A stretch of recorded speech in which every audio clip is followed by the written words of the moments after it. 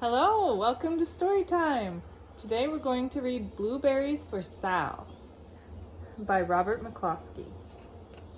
This book is special because the pictures inside are all only one color.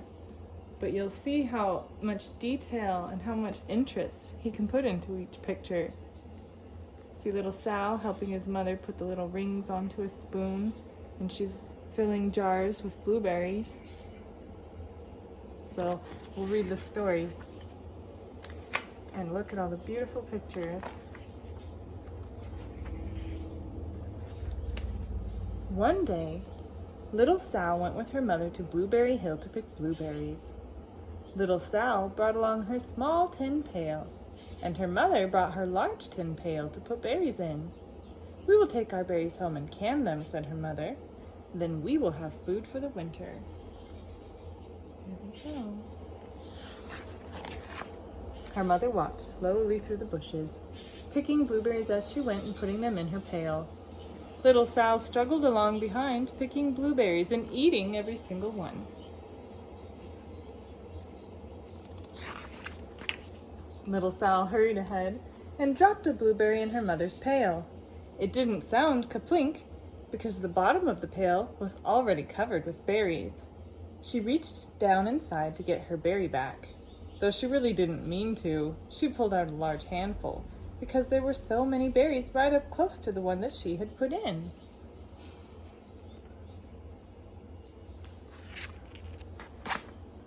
Her mother stopped picking and said, "Now, Sal, you run along and pick your own berries.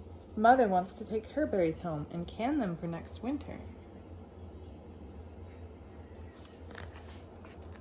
If you can food, it will last a long time.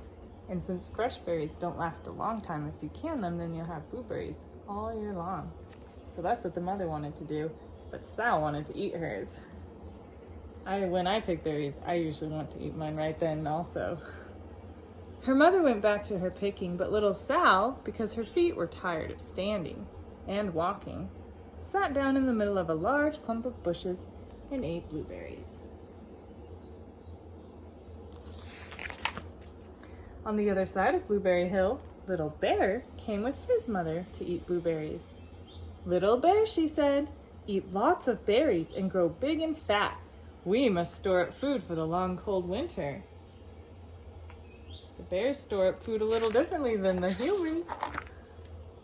Little Bear followed behind his mother as she walked slowly through the bushes, eating berries. Little Bear stopped now and then to eat berries. Then he had to hustle along to catch up.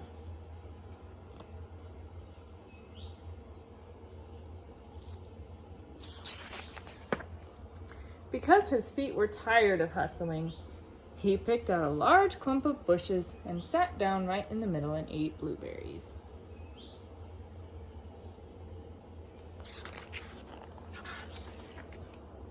Over on the other side of the hill, little Sal ate all of the berries she could reach from where she was sitting. Then she started out for her mother.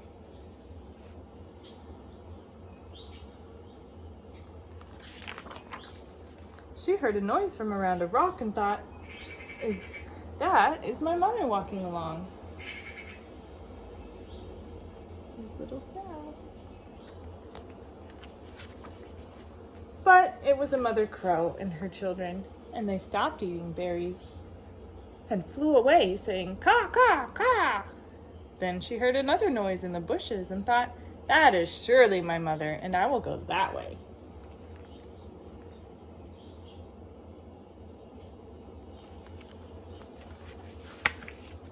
But it was Little Bear's mother instead. She was tramping along, eating berries and thinking about storing up food for the winter. Little Sal tramped right along behind.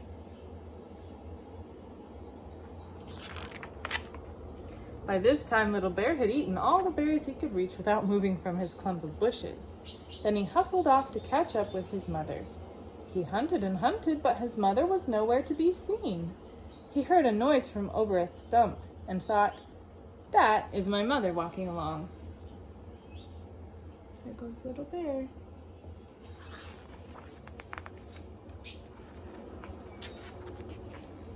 but it was a mother partridge and her children.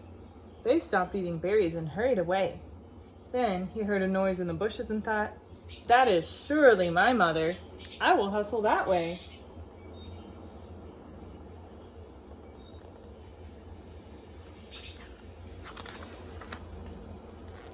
But it was little Sal's mother instead.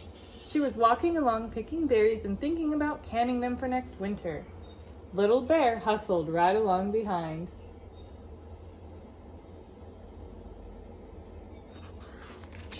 I hear some birds in this video. I like the sound of birds.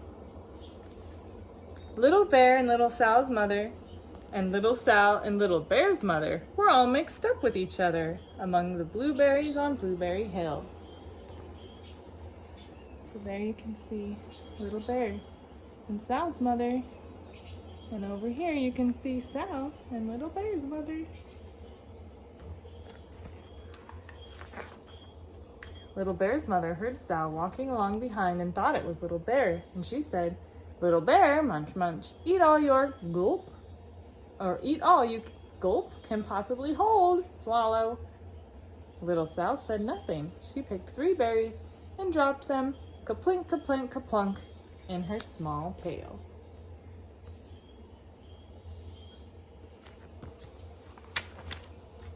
Little Bear's mother turned around to see what on earth could make a noise like kaplunk. "Gruff!" she cried, choking on a mouthful of berries. "That is not my child. Where's Little Bear?" She took one good look and backed away. She was old enough to be shy of people, even a very small person like little Sal. Then she turned around and walked off very fast to hunt for Little Bear. Look how surprised she is. "That's not a bear." Little Sal's mother heard Little Bear tramping along behind and thought it was little Sal. She kept right on picking and thinking about canning blueberries for next winter.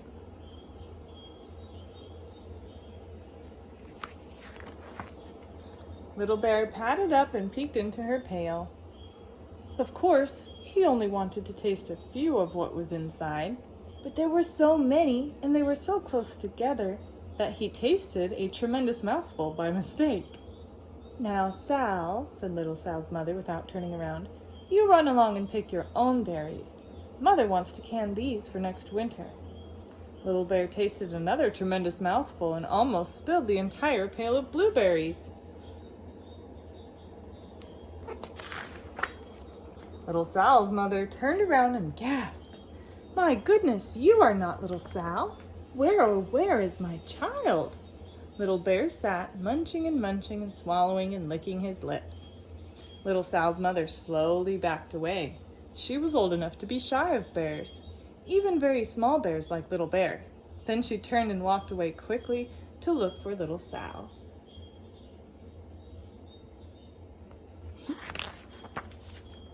She hadn't gone very far before she heard a kaplink, kaplink, kaplunk. She knew just what made that kind of noise.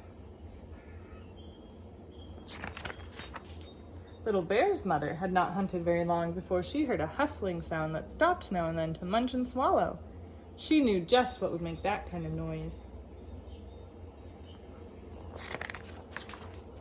Little Bear and his mother went home down one side of Blueberry Hill, eating blueberries all the way and full of food stored up for next winter.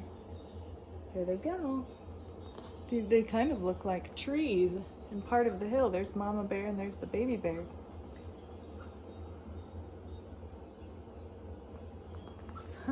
And little Sal and her mother went down the other side of Blueberry Hill, picking berries all the way, and drove home with food to can for next winter.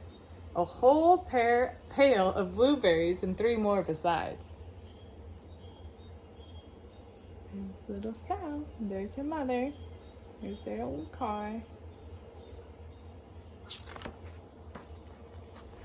And here's their home where they can the blueberries. See that old stove? It's an old-fashioned stove used to start a fire inside. Most people don't use that kind of stove here in America anymore.